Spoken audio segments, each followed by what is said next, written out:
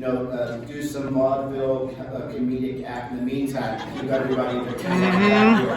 But I guarantee you I am probably wanted in at least 3 counties right now for speeding. But at least hopefully they won't pull me out of here until I'm done here. But first of all, thank you so much for having me, and thank you for recognizing a great man in Tom O'Halloran. In Phoenix, or the great state of Maricopa, as we call it down here. And it's in the window. And one of the things I found remarkable is that someone from my background, I come from a very poor background. My mom was a hard worker, secretary, 4 kids. Dad left the scene and he ended up selling drugs and things of that nature. But normally, someone like me, when they're in front of a lawyer or groups of lawyers, it's because we're called defendants. And unfortunately, that's true in terms of statistically where I'm supposed to be. So yesterday, being able to talk to a conference full of lawyers as someone that is their equal is truly stunning and amazing, and also very indicative of how the American dream is going. And that's what I'm trying to do. I'm continuing that fight because I know growing up, when things were really bad and we had no money at home, we had nothing. The only real currency that really got me through every day was hope. And every day I would wake up, and unfortunately that's not when I was growing up in the nice, beautiful places of Arizona where it's sunny all the time. No, I was in cold Chicago. And I'm sure you've heard people say those stories. There you go, there's some Chicagoans here. In case you're wondering, I'm a Cubs fan. But you've heard those stories of someone walking up this hill and in the snow. We don't have hills in Arizona, but I did walk to school every day because that was our only option. There was no vehicle, and when we did have a vehicle, it was for my mother to take to work because it was more important for her to keep her job than anything else. And of course, I would walk to school, and every day in that freezing cold, I used to always think that this has to be a better way. I need to be doing better.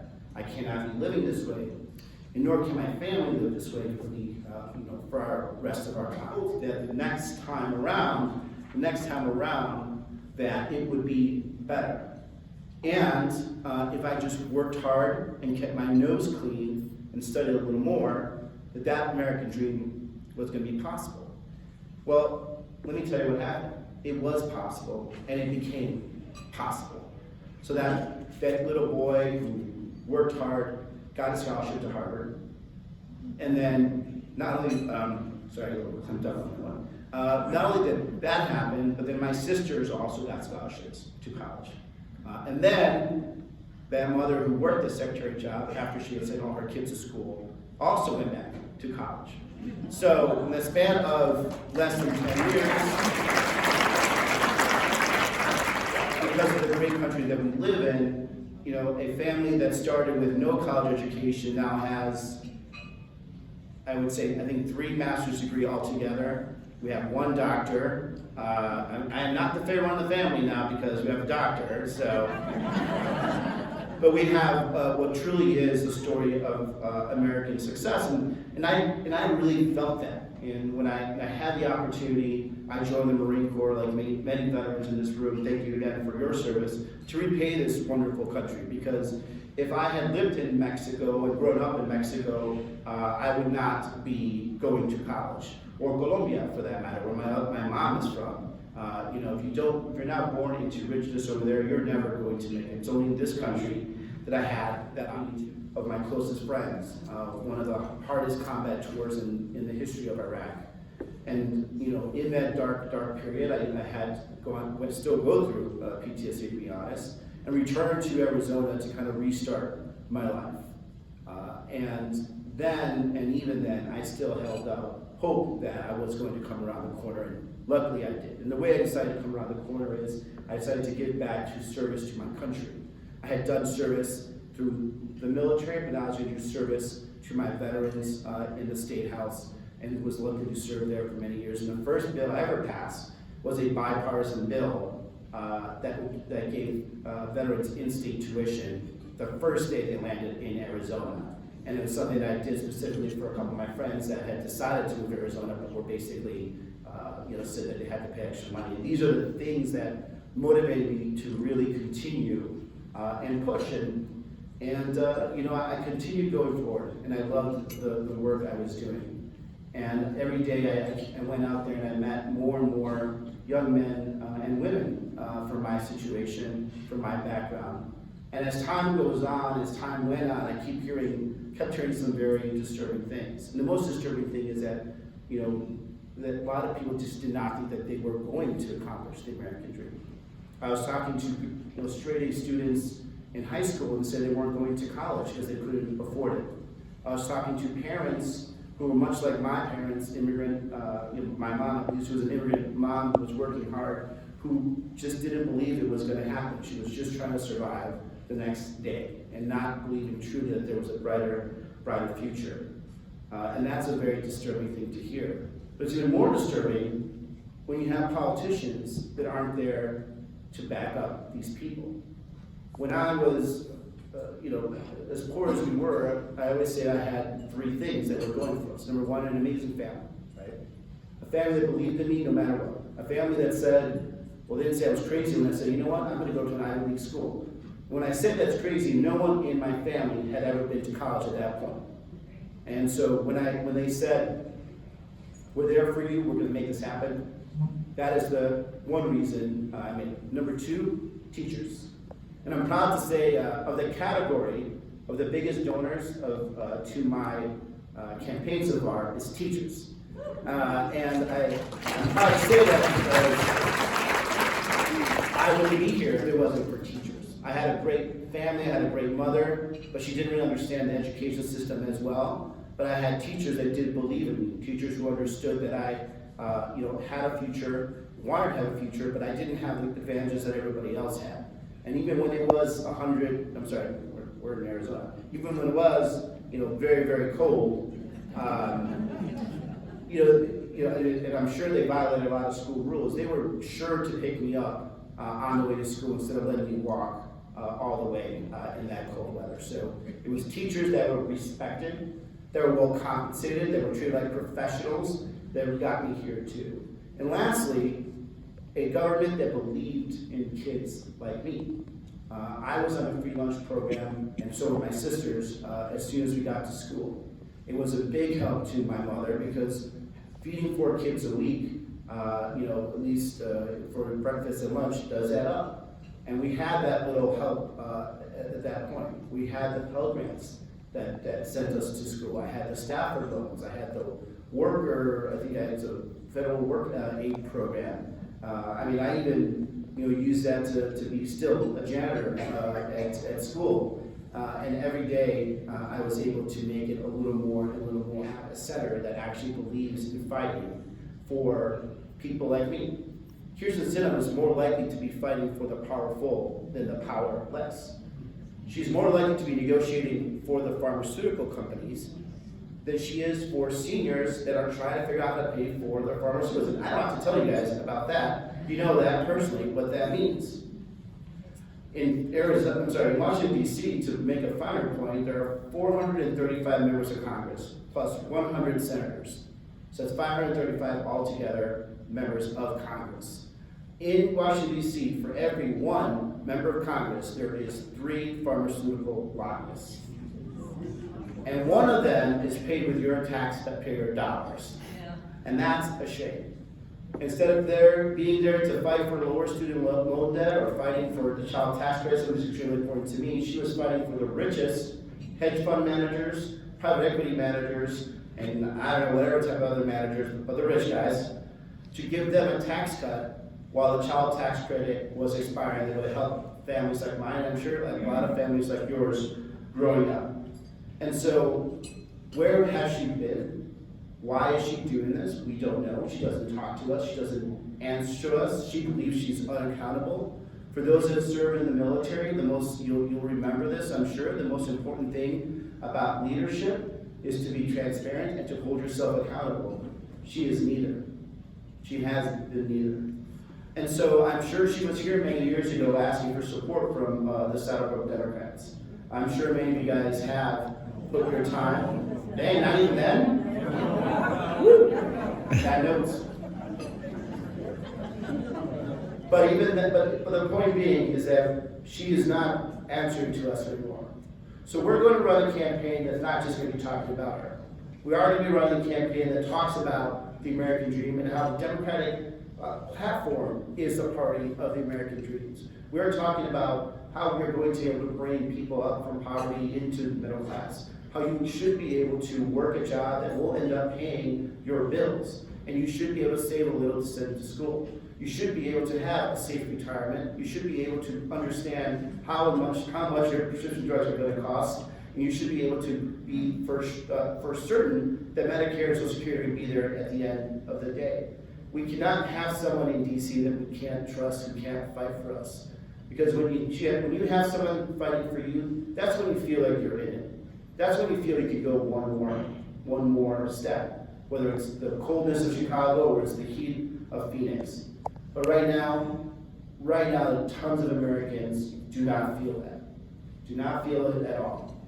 And so when we're out there hitting those doors, when I'm out there hitting the campaign trail, talking to people, we're going to talk to the best of America.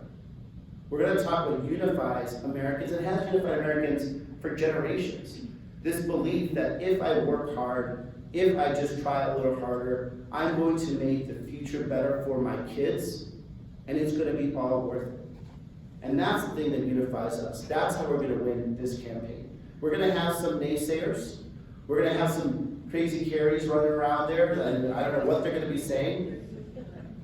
But when we win and we lead with our values, when we lead and we talk about the future of Arizona, the future of America, and how we can all join and profit from the American dream, that's when we are going to win, and we're certainly going to win in 2024. So I really appreciate your time. I really appreciate your help, your future help, and I will see you out on the campaign trail. Thank you so much.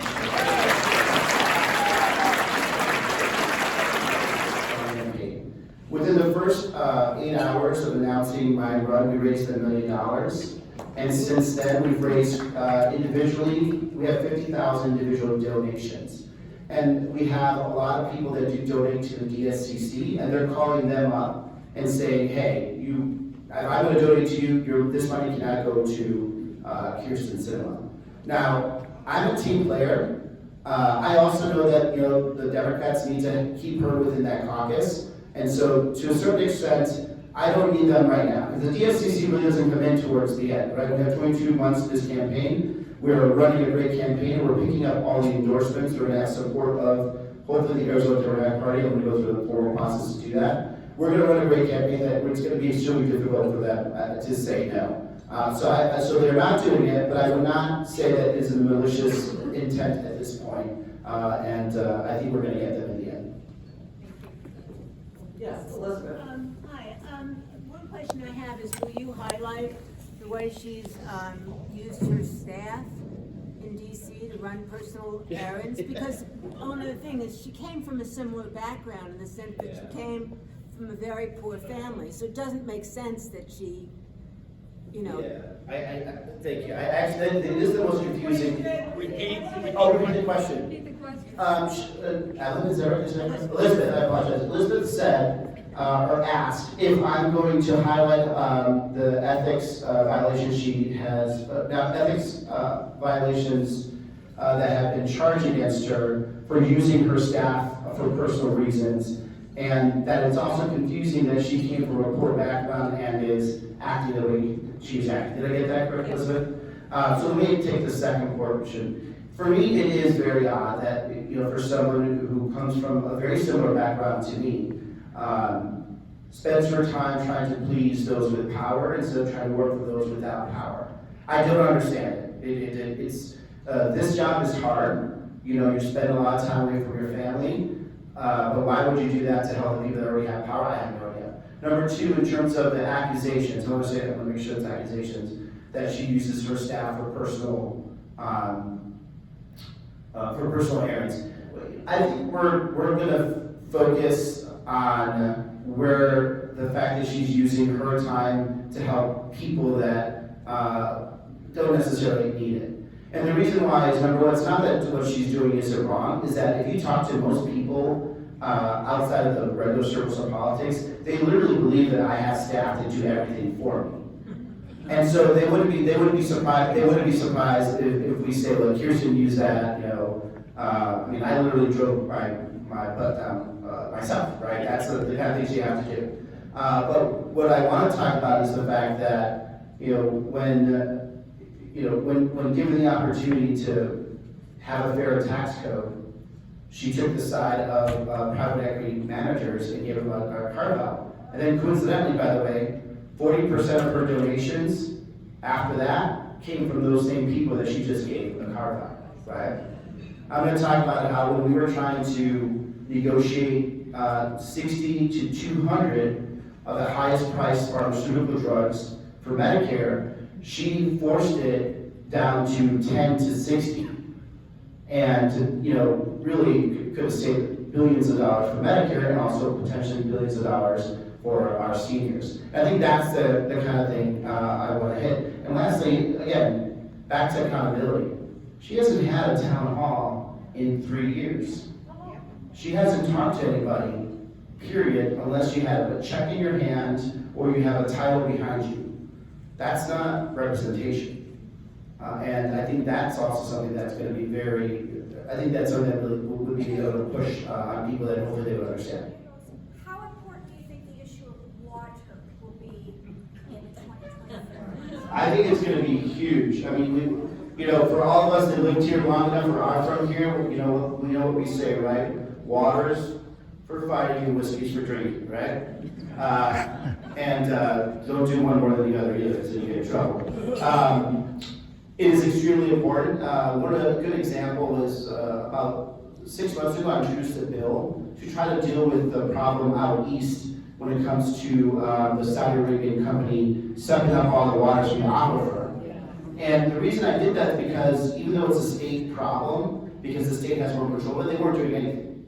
Because if they start dealing with land water management, they're going to piss off a lot of their Republican friends who want no management of water outside of the metropolitan areas. But it is important because now there's these small towns in different parts of Arizona that are trying to figure out how are they going to survive, because the farms next to their towns are sucking up the aquifer as the same town that uses that same aquifer.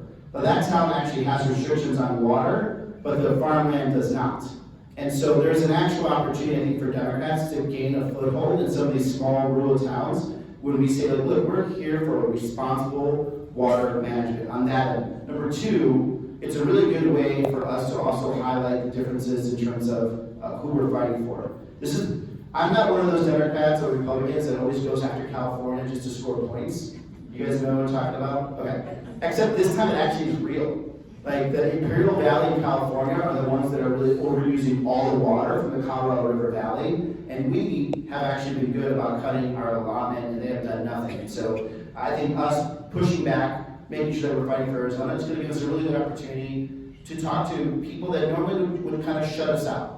But when water is life, you're going to listen to the campaigns and the party that's offering solutions versus just rhetoric about whatever the du jour hate of the week is. I think this week is the spy balloon. I don't know, next week it's going to be probably some book or something like that. But at the end of the day, we're going to talk about solutions, and I think that's going to end up bringing some of those votes. And we're going to campaign out there. And I'm sorry taking so long. When I kicked off last week, gosh, what a week. Woo! I should do this, man. When we kicked off last week, we did Tucson, Casa Grande, Phoenix, Flagstaff, and then we went to the Dulce chapter, which is another hour and a half north of Flagstaff, and then we went to the White River Apache Reservation. And so we went everywhere, and we're going to go everywhere in this campaign and also spread that message, because there are votes out there.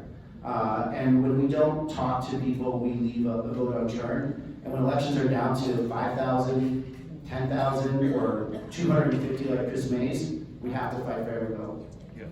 Thank you. For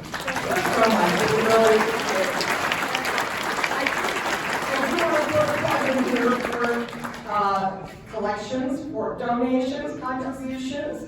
Ruben can use them, so there's a table out there that's got information, and please, go ahead and donate. Thank you. Thank you.